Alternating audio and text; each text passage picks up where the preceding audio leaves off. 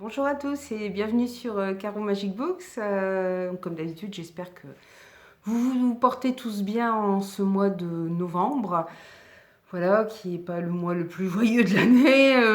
On a passé un petit peu l'automne, les fêtes sont pas encore là. Bon, c'est pas toujours, c'est une période un peu transitoire où on n'a qu'une envie, c'est rester bien au chaud chez soi, sous la couette avec un bon chocolat chaud et un bon livre. Donc ça tombe bien puisqu'on va parler de livres. Mais c'est vrai que c'est une période où moi je pourrais commencer à hiberner. Franchement, je le ferais. Je pense que dans une vie antérieure, j'ai dû être une marmotte parce que j'ai beaucoup de mal avec l'hiver. Je ne sais pas si vous c'est pareil, mais j'avoue que c'est une période où je suis raplapla, j'ai pas le moral, j'ai pas. Enfin bon. Bref, c'est. Voilà, bon, ça a changé un petit peu avec les fêtes déjà, parce que moi j'aime bien les fêtes de fin d'année. Plus c'est l'occasion de revoir toute la famille. On n'a pas tant que ça l'occasion de se voir parce que voilà, tout le monde était un peu éclaté un peu partout. Donc voilà, ça va faire du bien. En même temps, c'est toujours un peu le rush et voilà, pour l'achat des cadeaux, pour la préparation des repas, pour la. Enfin, bon, c'est toujours. Mais en même temps, c'est le plaisir aussi des fêtes. Alors, j'hésitais dans ce que j'allais vous faire comme vidéo parce que là, je suis sur enfin, deux challenges. Le Black November qui est autour du thriller et le policier. Le Pumpkin Autumn Challenge, alors je vous ai déjà fait un premier bilan de mes lectures. Alors j'hésitais à faire un deuxième bilan, mais je savais pas trop. Voilà, depuis le début, je pense que j'alterne entre update point lecture et entre bookhaul. Alors je sais pas si vous préférez, enfin n'hésitez pas à me le dire en commentaire, si vous préférez voilà des choses comme ça. Est-ce que j'alterne un coup point lecture et une fois bookhaul. Après, je dis pas que j'aurai toujours des livres à vous présenter, mais pour l'instant, j'en ai. Ou est-ce que, voilà, j'ai pas envie de vous noyer non plus sur 36 000 points lecture. Bon, en même temps, il y a une vidéo par semaine, donc ça va encore. Mais j'ai pas envie non plus que vous soyez trop saoulés par ça. Alors, je sais pas si vous préférez. Alors, n'hésitez pas à me le dire si vous préférez comme ça une alternance, si ça n'a pas d'importance. Voilà, pour vous, ça n'a pas d'importance. Là, du coup, j'ai plutôt choisi de faire un book haul. J'ai hésité parce que je suis jurée aussi du prix de la littérature de l'imaginaire. J'ai hésité aussi parce que là, on a dû voter pour les 25 livres qu'on retenait en section adulte et en section jeunesse young adulte, parce que moi, je suis jurée pour les deux. Ça a été très compliqué, hein. C'est ce que vous savez pas lu tous les livres, donc enfin, moi, il y en a, je les ai mis de côté, je les ai mis dans ma wishlist. Voilà, j'ai essayé de les lire quand même à un moment. De toute façon, même dans voilà, ceux du départ qui n'ont pas été. Au départ, là, on sélectionnait 80. Il y en a que j'ai gardé, voilà, certains que j'ai achetés, certains que j'ai demandé à la médiathèque, certains que j'ai mis dans ma wishlist parce que je me dis, voilà, j'ai envie de les lire, j'ai envie de les découvrir. C'est ça aussi la magie du Plip, c'est que ça vous donne envie d'en découvrir, de découvrir d'autres romans, d'aller vers d'autres auteurs, d'autres maisons d'édition.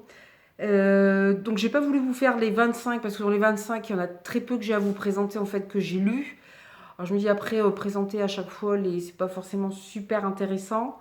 Je pense que je vais plutôt faire un point lecture sur les romans qui étaient dans le Plib. Alors le prochain point lecture, si c'est sur le pli, il y en a peut-être dedans, on va voir les résultats très bientôt. Je pense que quand la vidéo sortira, oui, quand la vidéo sortira, cette vidéo-ci, on saura déjà qui sont les 25 sélectionnés en adulte et les 25 sélectionnés en jeunesse young adulte.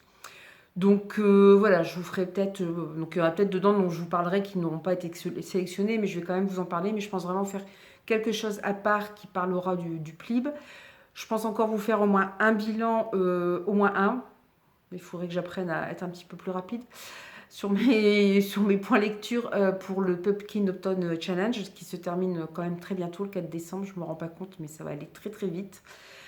Surtout que derrière, je sais que le Cold Winter Challenge, la vidéo a été mise en ligne. Je ne suis pas encore allée voir. L'année dernière, je l'ai fait, ça m'a plu, donc j'aimerais le refaire aussi cette année. Voilà, ça va être... je vais voir comment je vais m'organiser. Il y a le Black November aussi qui va se terminer donc, le 30 novembre. Donc voilà, je vous ferai aussi un point sur mes lectures du Black November. Voilà, donc en fait, je vais faire des points comme ça. Ce sera le Plib, le Pumpkin Autumn Challenge, le Black November. Voilà, donc il y aura peut-être des fois, vous aurez 2 vidéos de suite où ce sera des points lecture et pas forcément des book-hauls. C'est pareil, à chaque fois j'oublie de vous parler des derniers films ou livres que j'ai... films ou séries TV que j'ai vus. Faudra que voilà, que je reprenne aussi un petit peu ça. J'ai pas pensé lors du dernier book-haul. Lors du dernier point lecture, mais je crois que c'était pas vraiment un point lecture. C'est plus pour vous parler, oui, du prix du juré. Donc, ouais, bon. Bref, voilà, je navigue un petit peu entre deux eaux. Alors, n'hésitez pas à me dire en commentaire si vous voulez peut-être un petit peu plus de points lecture ou si ça vous gêne pas cette alternance de, voilà, de book-haul et de points lecture entre deux. Donc, je vais quand même vous parler des livres que j'ai reçus et que j'ai achetés. Alors, j'ai reçu de la part des éditions M+. Alors, celui-là, je l'ai déjà... en fait, je l'ai reçu, je l'ai lu tout de suite. C'est L'écho de nos jours de Florence Tolosan. Elle avait déjà écrit je ne dis pas de bêtises, La chinoise du tableau, oui, c'est ça, que j'avais beaucoup aimé. Donc voilà, donc je ne vais pas vous faire un point lecture puisque là c'est un book-haul. Donc en fait j'ai fini le livre que j'avais, j'ai lu tout de suite parce que j'avais hâte de savoir, voilà, connaître son deuxième roman vu que j'avais aimé le premier. J'ai reçu aussi des éditions M+, de Lou Valérie Vernet, Un trop grand silence. Alors l'auteur a été très sympa parce qu'elle m'envoyait en e-book Alors, on retrouve en fait les mêmes enquêteurs Alors c'est pareil, hein, vous pouvez toujours les lire séparément, mais elle m'a dit vaut mieux, c'est bien voilà, pour la vie personnelle des enquêteurs, les comprendre, lire dans l'ordre. C'est vrai que moi je préfère aussi lire dans l'ordre, donc elle m'envoyait déjà l'e-book. Donc c'est pareil, je l'ai lu, je vous ferai un point lecture. Donc ça, c'est en quelque sorte le tome 2 et c'est un trop grand silence. On retrouve en fait deux flics, duo d'enquêteurs. Alors il y en a un qui est flic, il est surnommé la virgule, je vous expliquerai pourquoi après.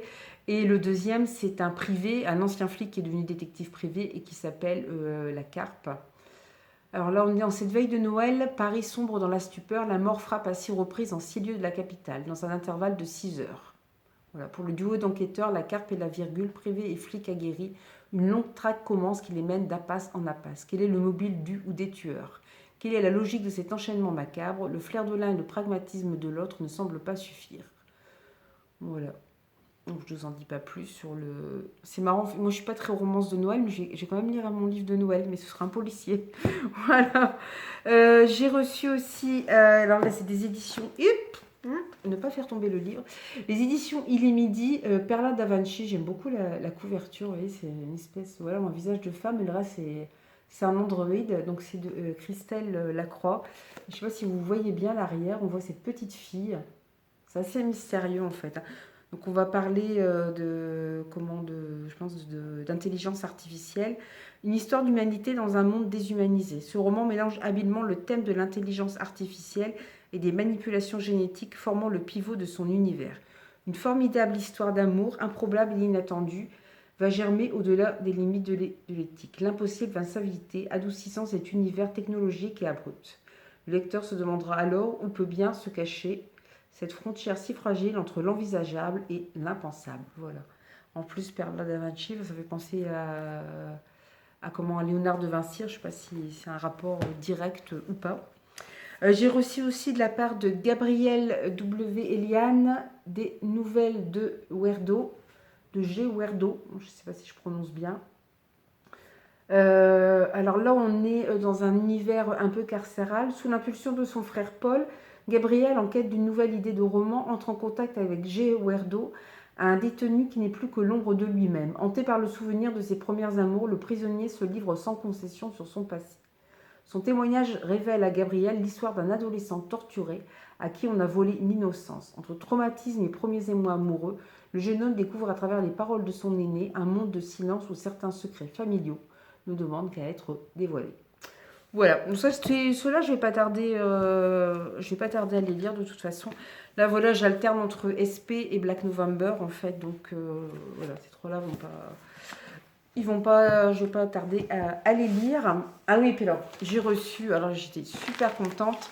Vous savez que je suis la chaîne Il est bien ce livre, même si en ce moment j'ai plus trop le temps d'aller sur Twitch.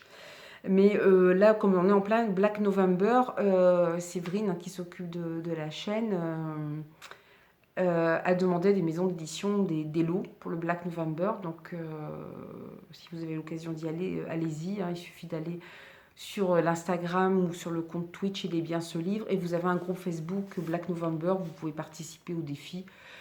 Si vous lisez qu'un livre, vous lisez qu'un livre. Hein. Il n'y a personne qui vous met le couteau sous la gorge, donc c'est très bien. Donc il y a des concours d'organiser et j'ai gagné, je ne sais pas comment j'ai fait, on était plus de 500 participants sur ce concours, il y avait 3 exemplaires, j'étais la 3e à le gagner. D'ailleurs, il faut que je mette une petite story, un petit post sur Instagram, le dernier Donato Carisi. Donc c'est La Maison sans souvenir. Donc j'étais super contente. Il y a longtemps que j'ai pas lu de Donato Carisi.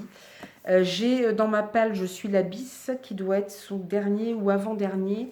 Alors celui-ci, je crois qu'il faut lire le précédent parce qu'on retrouve les mêmes personnages et apparemment ça se suit. Alors par contre, vous dire le nom du précédent, il y a Maison aussi dedans. Ça va pas être noté évidemment. Bah non, ça va pas être noté. Non, c'est pas noté. Donc il va falloir que je me procure déjà le premier avant. Donc, bienvenue dans une forêt de mensonges et d'illusions. Les faits évoqués dans le rapport de la police locale semblent anodins. Peu après l'aube, 2 promeneurs découvrent une voiture abandonnée dans les bois en Toscane, le pneu arrière crevé et les portières ouvertes. Mais un détail interpelle les forces de l'ordre. Elles remarquent les traces d'une tentative de fuite et les effets personnels d'une mère et de son fils disparus depuis des mois. Lorsque l'adolescent réapparaît seul dans la vallée de l'enfer, il se déclare l'auteur d'un crime effroyable. Et pourtant, l'hypnotiseur florentin Pietro Gerber, appelé à l'aide sur cette enquête, soupçonne que quelque chose d'autre, plus sinistre encore, est à l'origine du mal. Dès lors, les événements macabres se multiplient et Gerber se retrouve piégé dans une énigme meurtrière où sa vie et celle du garçon seront gravement menacées. Donc dans le précédent qu'il a écrit, La Maison, je ne sais plus, on retrouve déjà cet hypnotiseur. Donato Carisi est italien, c'est pour ça que ça se passe, voilà, il est florentin. J'ai lu il y a très longtemps Le Chuchoteur et Je tue de cet auteur. Après, je n'avais plus trop suivi ce qu'il faisait. Et puis là, bon, bah, je suis super contente parce que je voulais lire Je suis l'abysse déjà. Et puis, bon, en plus, je reçois celui-là en plus. Donc, c'est vraiment super. Alors, je vais vous montrer les pavés que j'ai reçus. Rien faire tomber. Là, je suis partie carrément dans l'histoire de France. Ils ont changé l'histoire de France. Alors, il n'est pas récent hein, comme livre. C'est chez Larousse. Mais ce que j'aime bien, c'est que voilà, vous avez des petites images comme ça. Voilà, vous avez un jeu d'images. Vous avez par endroit, vous avez, voilà, vous avez les images qui se tournent. Et puis par endroit, vous avez, comme là par ici, voilà, vous avez hop, des petites choses comme ça. Je trouve ça super bien fait.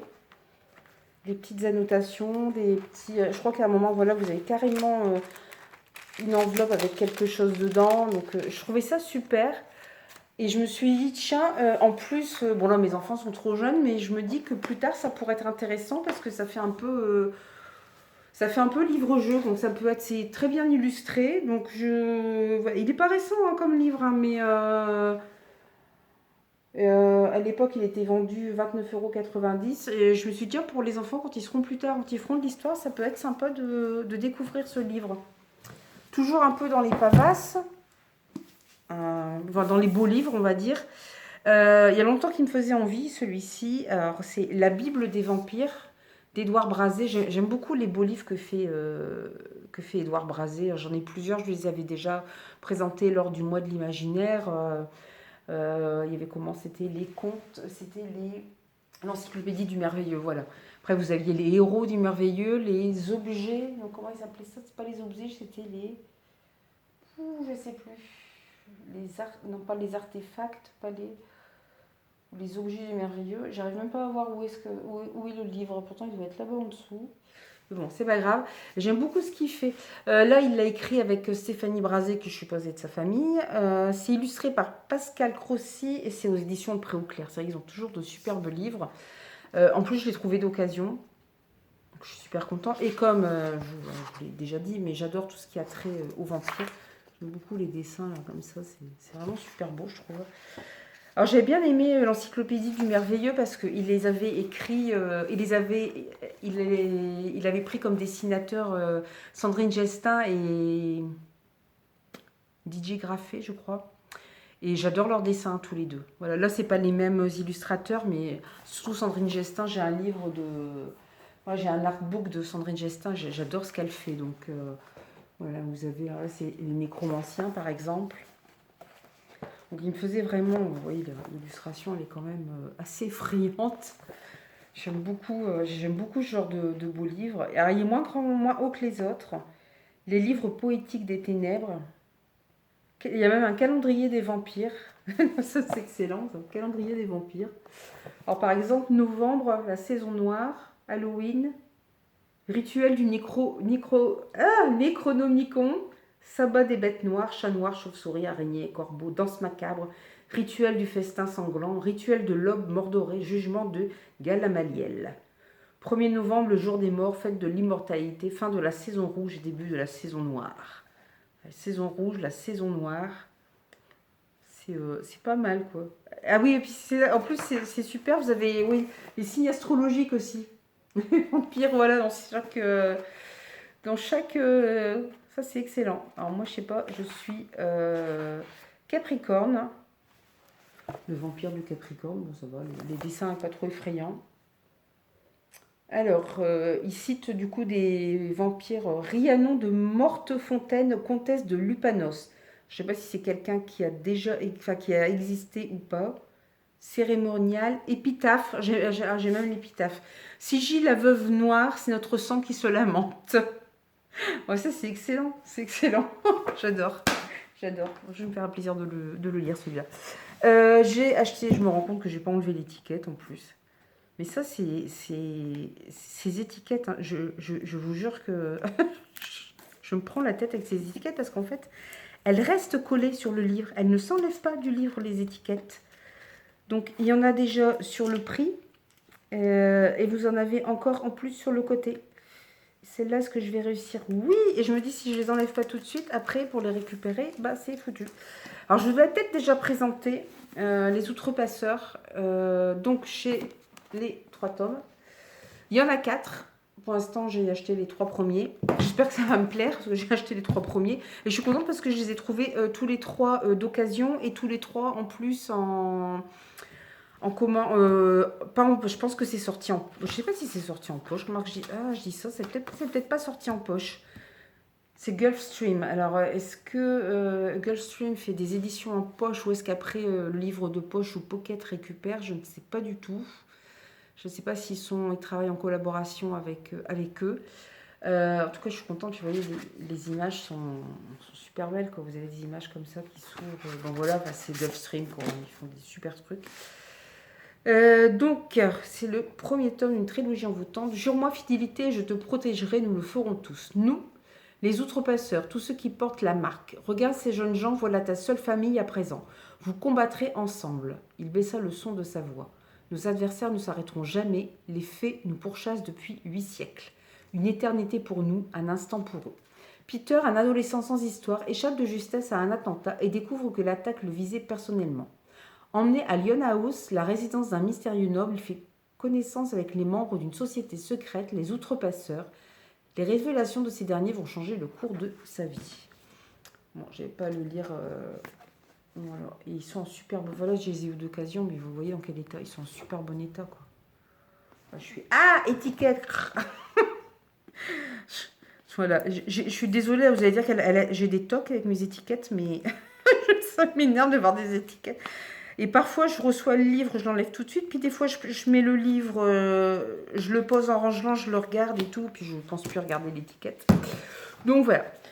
Je crois que c'est une série dont j'avais, je sais plus, j'avais vu le tome 1 en fait. J'avais acheté un livre sur Vinted. J'ai dit, tiens, les Outrepasseurs, elle le vendait aussi, ça avait l'air bien. J'avais acheté comme ça le tome 1.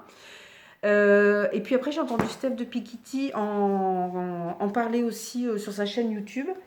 Je me suis dit, tiens, ça n'a pas l'air mal du tout. Donc, voilà. Toujours pour rester dans les gros livres. Alors ça, je les ai trouvés, je crois que je les ai payés 2 € chacun. 1,50 € ou 2 € chacun en brocante. C'est Le secret de l'inventeur. Alors, le tome 1, c'est lequel? Je ne sais pas. C'est pas noté. Pourquoi c'est pas noté? Voilà, bah c'est ça. Voilà. Le secret de l'inventeur. Alors, je sais pas si vous voyez grand-chose avec les reflets. C'est de Andrea Kremer. Le tome 1, c'est Rébellion. Et le deuxième, L'énigme du magicien. Donc là, on est clairement rien qu'à la couverture dans du steampunk. C'est aux éditions Lumen. C'est pour ça que moi, j'aime bien ce que font les éditions Lumen. Donc, puis voilà, ils sont en bon état pour des livres de brocante. Bon, ils ont un peu jauni, mais bon, voilà. Mais j'étais vraiment très contente aussi de les trouver. Puis alors à ce prix-là, ça défie toute concurrence, quoi, hein. Moins cher, c'est gratuit, quoi. Alors, je vous dis pas de bêtises, c'est le premier tome. Voilà. Alors, Monstre d'acier, magie voodoo et combat pour la liberté. Découvrez la nouvelle série steampunk d'Andrea Kremer. Imaginez un monde où l'Empire britannique aurait écrasé la rébellion qui a donné naissance aux États-Unis d'Amérique. Ah, en plus, on est dans une uchronie. Dans ce 19e siècle alternatif, Charlotte, 16 ans, vit loin de ses parents, descendant des révolutionnaires américains qui continuent la lutte contre les sous-marins et les machines volantes de Britannia.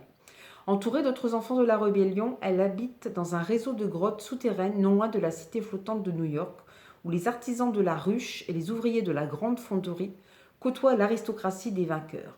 Un matin, elle croise dans la forêt un garçon amnésique poursuivi par les machines de l'Empire et lui sauve la vie. Mais quand elle le ramène dans les catacombes auprès de ses compagnons de lutte, l'équilibre de son existence est bouleversé. Parmi ses camarades, tous ne sont pas ce qu'ils prétendent être et l'existence de ce mystérieux garçon fait peser sur la rébellion une terrible menace. Des décharges de métal de l'Empire, infestées de rats cuirassés, au salon opulent de la noblesse, en passant par les méandres labyrinthiques de la guilde des inventeurs, Charlotte est contrainte de quitter son refuge pour partir explorer le vaste monde. Ouais, ça promet. Moi, j'aime beaucoup les uchronies et le steampunk, donc là, je vais me faire plaisir. Donc là, c'était un petit peu pour les pavasses. Pour les plus petits, j'espère qu'il n'y en a pas déjà que je vous ai présenté. Je vais commencer par le premier, celui-là je l'ai depuis un petit moment. Hervé Gagnon, d'année, c'est le tome 1, l'héritage des Cathares. Il y a encore une étiquette, j'ai encore m'amusé à l'enlever. J'avais découvert Hervé Gagnon en lisant La Cage aux éditions Hugo Publishing. Et ça alors c'était Young Adult, mais il fallait quand même s'accrocher pour du Young Adult parce que le début était quand même assez dur. Mais j'avais bien aimé ma lecture et j'ai vu qu'il avait écrit en fait plusieurs autres séries. Donc j'ai commencé par celle-là. Je vais me prendre la tête avec cette étiquette. Alors, né en 198... On recommence. Né en 1185 en pays cathare, Gondemar, fils du seigneur de Rossal, n'est pas un enfant comme les autres. Il est né voilé, signe de malédiction. À 14 ans, voilé, je ne sais pas si c'est quand on accouche, ça arrive parfois qu'il y ait une partie de, si je ne dis pas de bêtises, je crois que c'est une partie de la poche des os qui reste. Je vous dis peut-être une bêtise. Je crois que c'est une partie de de la poche ou quelque chose qui est, voilà, mais qui n'est absolument pas une malédiction, mais qui peut rester qui n'a aucune incidence non plus sur la santé de l'enfant, puisque ça s'enlève tout seul quand l'enfant naît. Mais c'est vrai qu'au Moyen-Âge, on croyait que c'était une malédiction, que l'enfant était le fils du diable, protégé par le diable. Donc voilà. Donc ce pauvre Gondomar, déjà, il est mal parti. Donc, il est né voilé, signe de malédiction. À 14 ans, il fait la connaissance de Bertrand de Montbard, ancien templier et maître d'armes redoutable qui protège le village des brigands. Au fil des années, Gondemar devient un guerrier féroce jusqu'au jour où il est assassiné. Après un séjour en enfer, il revient d'entre les morts avec pour mission de protéger la vérité.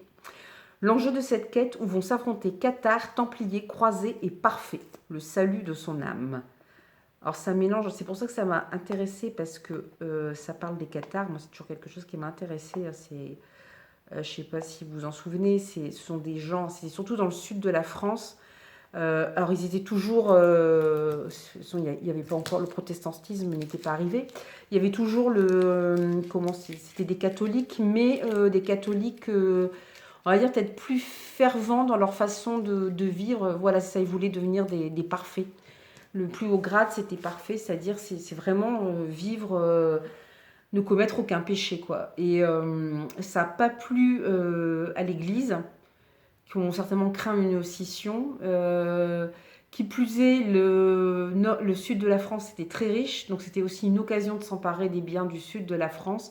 Donc, le nord de la France, aidé par le Vatican, ont envahi le sud de la France. Vous devez connaître Montségur, enfin, ça, c'était des châteaux qui étaient imprenables.